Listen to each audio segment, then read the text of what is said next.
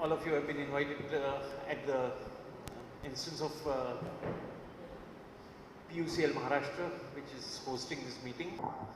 In the book, entire section is devoted to temple entry, temple entry movement. There are four chapters on temple entry. Huh? 4 chapters on temple entry. Correct.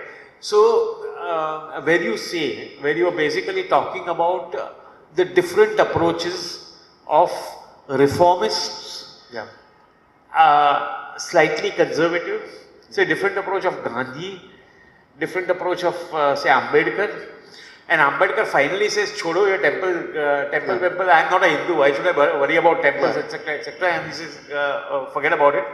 But the basic difference which you try to bring out is that there were certain people who were saying that temple entry, every public temple, people, Dalits should be allowed to enter.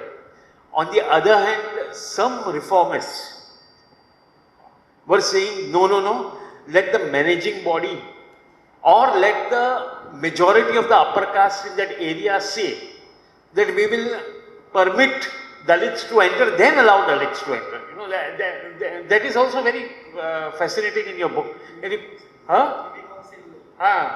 you, and there is a Privy Council judgment also which you talk about. Yeah, that came in custom. 1908. You know, what was so revealing about, as I said, these are all stories I go into because these stories tell you, uncover aspects that you would not suspect or you would not imagine about these figures who we are so accustomed to seeing in such a reverential light. The reference here is clearly to Gandhi, because what happened was throughout 20s, he was quite an unabashed votary of varna. You know, there was similar evolution that you notice even in the case of Ambedkar. Throughout 20s, he was, very eager to work on this project of reforming Hinduism, the Hindu framework in such a way that there is a place of dignity that untouchables will have within that framework. Now, it was in that context, there is even one episode that, I don't go into those aspects, but famously some of his biographers talk about an event where he even experiments with putting Jenu for Dalits, right? And then he experiments with temple entry. The most famous one is in 1930, he leads that Kalaram Satyagraha, right? And then he sees, that's really an inflection point. It's a turning point for him because he sees how much visceral opposition he faces from that. Then in 30s, he begins to distance himself from that and he decides to focus more on temporal issues. I don't care, whether Hindus allow us to enter temples or not, because it's, at the end of the day, it's their problem. If they don't want us to enter temples, let them do so. We will focus on issues like education, getting opportunities to be in government, in colleges and so on. That was his approach.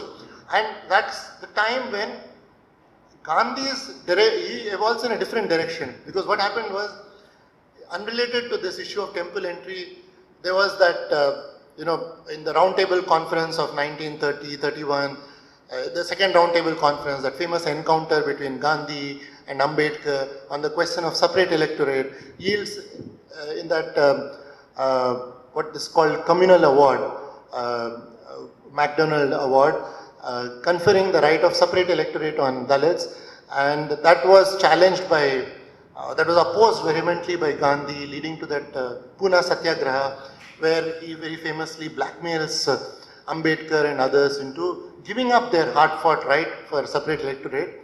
And then, having done so, he feels that moral pressure to make a reciprocal gesture.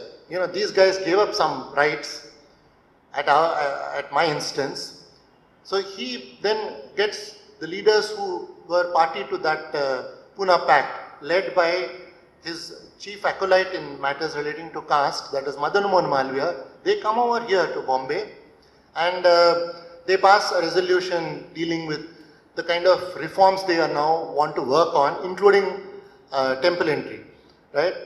Now, there are differences between the two that emerge on whether there should be legislation on temple entry. Gandhi also, to begin with, said, okay, so what I'm trying to say is, throughout 20s, he was opposed to temple entry because he felt that as a votary of varna, he can't allow that to happen. Avarnas would pollute a temple, and he was quite happy to accept that kind of a retrograde view.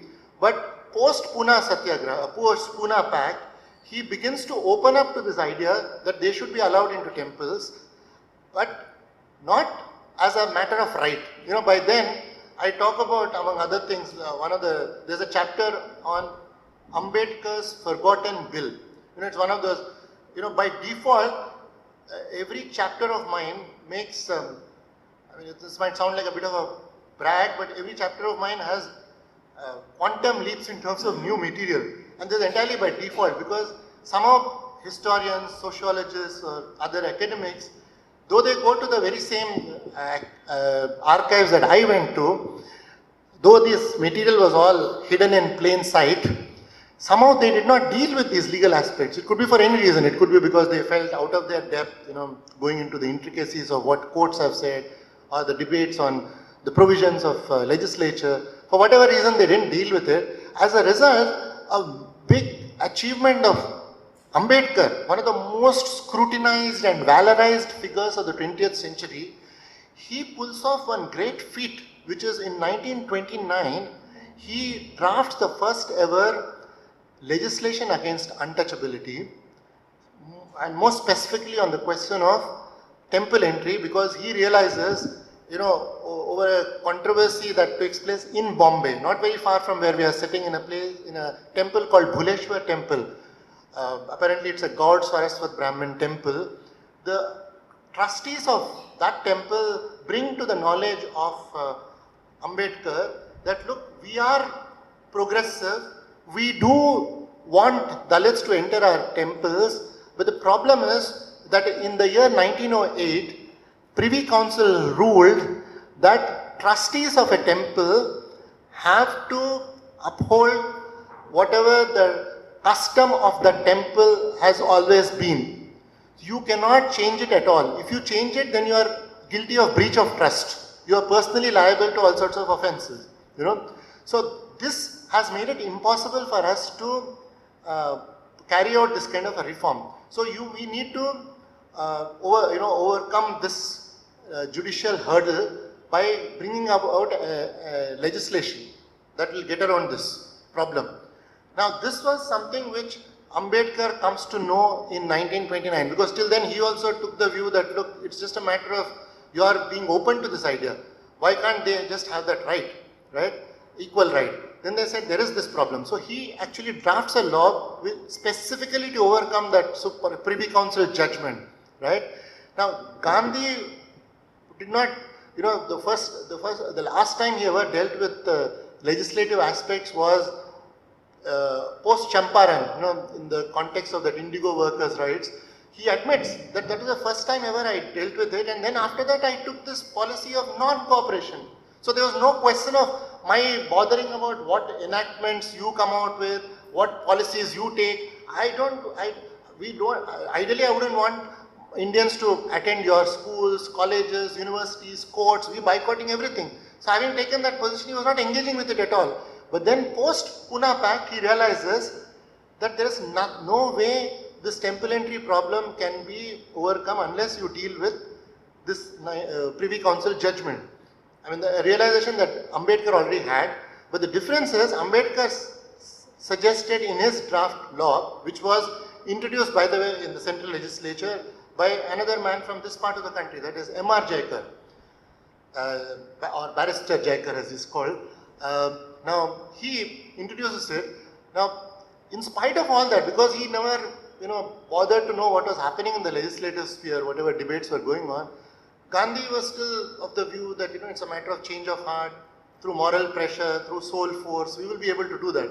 Then he also was confronted with this reality that there is this judgment that was coming in the way.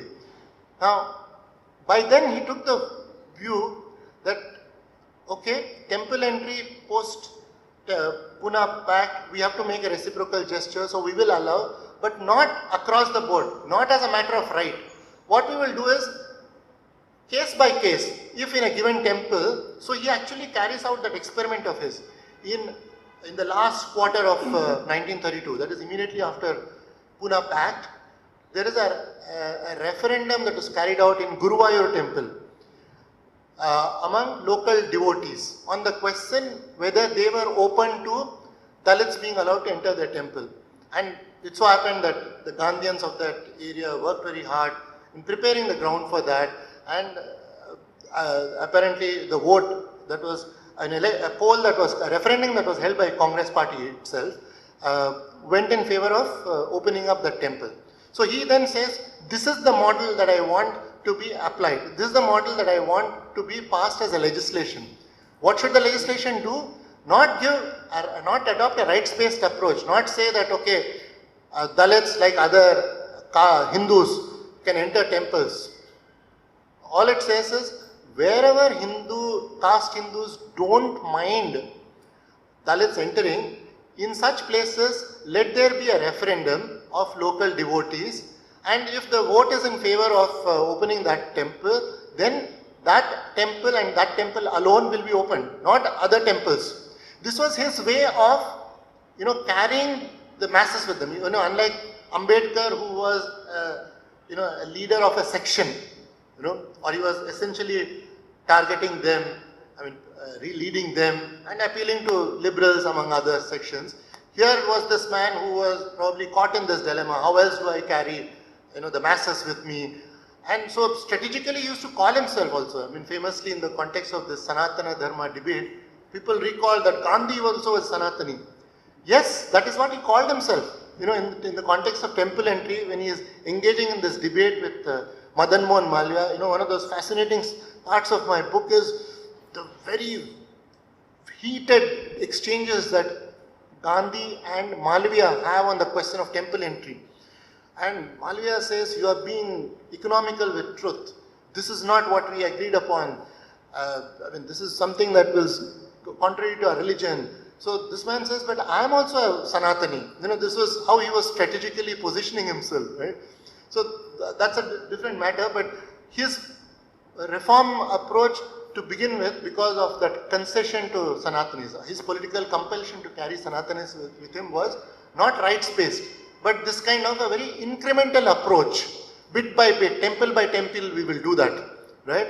So this went on for a long time. His acolyte in Madras, that is Rajaji, who was in power post 1937, he adopts this approach. His acolyte in Madras, in Bombay, B.G. Kher, he improves on it. He says, no, let's not have a referendum. What we will do is, we will leave that vote to just a small body of trustees. If say in a place like Bhuleshwar temple, all the trustees or the majority of trustees in favor of opening up that temple, we will do that. So it was an incremental improvement on Gandhi's own model. So these are the kind of, it's fascinating to see that under Gandhi's leadership, these kind of half measures were being experimented with. These kind of half measures were being enacted even when they came to power. It's not as if they were fully ready to allow, Dalits to enter temples. So, you have these, what we see post-independence is also these unfinished battles, the prejudices of that. What I referred to a while ago about the half-heartedness that, say, Nehru government displayed through its Home Minister, Kajju, was another evidence of that. That they were too caught up in this, how do we overnight expect caste Hindus to get rid of that prejudice, because after all it is so deeply embedded in their consciousness because of the influence of their own religion. There are any number of scriptures that uphold this notion, which is the reason why Ambedkar famously in Annihilation of Caste says that nothing short of putting dynamite to those scriptures will solve the problem. He was a proponent of this idea of weeding out at least the very castiest verses, the verses that sanctify caste prejudice to be removed. One doesn't know if that is feasible at all, but that was a position he took. Till you do something like that, You know, there's no way, otherwise it will just be a lip sympathy. You might say something, but then you also want to uphold the sanctity of these scriptures, which are all, in his opinion and in the opinion of several experts, are all advocating prejudice or upholding caste discrimination in various ways. This is Sudhakar Malpe. I represent a non-government organization which was headed by Dr. Usha Mehta, PUCL Associates.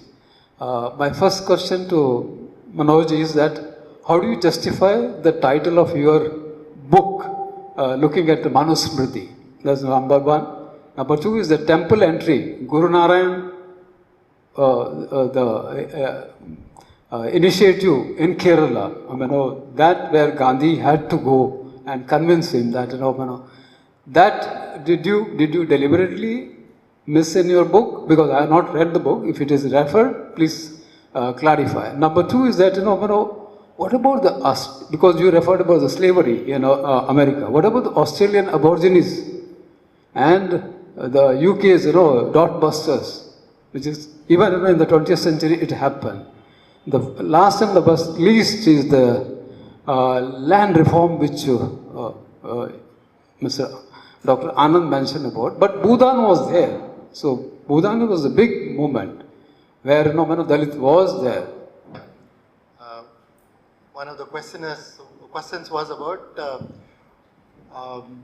did I miss out on the fact that Gandhi actually engaged with temple entry in Vaikom. Actually, it was not Guruvayur, it was in Vaikom, right? And that took place in 24-25, the Vaikom Satyagraha, right? Now, I'm happy that you asked that question because I do deal with that. I do deal with Vaikom Satyagraha, and I point out that because historians did not engage with legal aspects of caste, they end up making a grave mistake in understanding what exactly happened at Vaikom. And these are the most eminent historians. They include Nicholas Dirks in US, Minds of Caste, Susan Bailey from Cambridge University, that series on India, and she deals with a book on caste, and Ramchandra Guha, who happened to be my mentor in the sense I did this book with the support of New India Foundation, and he was of immense help to me in writing this book. But the scholar that he allowed me to point out that his understanding of Vaikom was flawed in the sense that because Vaikom Satyagraha was, involved a temple, they thought it was a temple entry Satyagraha. It was not. It was actually related to what I was repeatedly referring to, that is unapproachability. It was about it was about untouchables and also Edava community, which is today in the OBC community. They were also stigmatized at the time.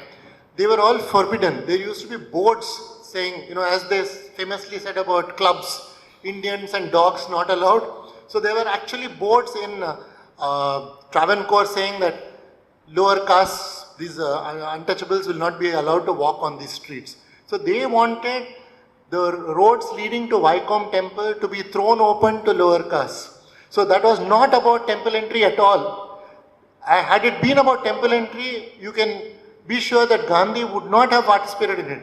And that was the context in which he met Narayan Guru, and he had differences with him because Narayan Guru said, I believe in one religion and one caste. So this man said, what is one caste? It doesn't mean, he was a proponent of varna system, the fourfold varna system. So there was a difference between Gandhi and, famously, a difference between Gandhi and Narayan Guru in that context. So that was as far as Vaikom is concerned.